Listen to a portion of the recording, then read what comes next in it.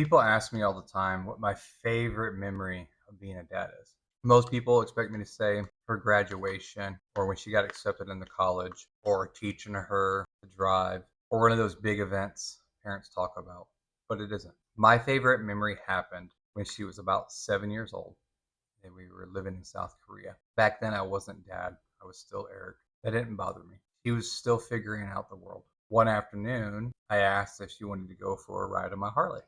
She'd never been on a motorcycle. You could see it in her face. She was excited, but she was still a little bit nervous. So I got her a little helmet, made sure it fit just right, sat her on the back of the bike, and told her, if you get scared, just hold on to my shirt. That was the whole plan. We rode along the bay. They call it a lake, Yelmtech Lake, and then around the small mountain, just taking a long way for no reason other than spending time together. Every now and then, I'd feel her little helmet bump into the middle of my back whenever I slowed down. And every few minutes, I feel those tiny hands grab another handful of my shirt. She trusted me completely. She wasn't worried about what we were.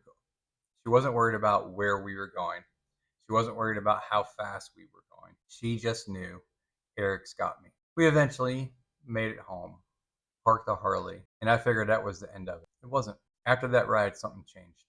Whenever we'd go anywhere together, walking through the PX, walking around on John Reed, or just out in town, she always had to be touching me. Sometimes she'd wrap her little hand around my pinky.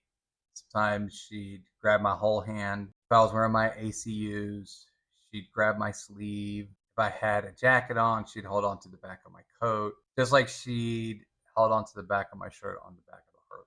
She probably never even realized she was doing it. It just became our new normal. As the years went by, the pinky became a whole hand. Then eventually, she didn't need to hold onto me anymore. We moved to Japan. Somewhere along the way, Eric quietly disappeared and I became dad. That's in a different video. Not because I asked her to, but because she decided I was.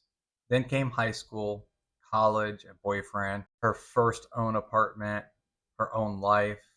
Exactly what every parent wants for a child: independent, confident, happy. Every once in a while, she still surprises me.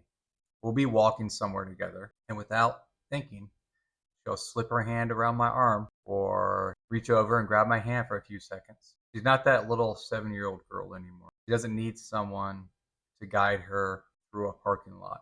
But for just a moment, I'm right back in South Korea. I can feel that little helmet bumping against my back. I can feel those tiny hands grabbing my shirt. And I remember the day the little girl still called me Eric decided this was my safe place. I've learned something about being a parent. You almost never realize you're living one of the memories you'll treasure forever. There are never big, dramatic moments. They're an afternoon motorcycle ride, a little hand grabbing your pinky, a sleeve getting tugged as you walk through town, and years later, you realize those ordinary moments quietly became the best part of your life.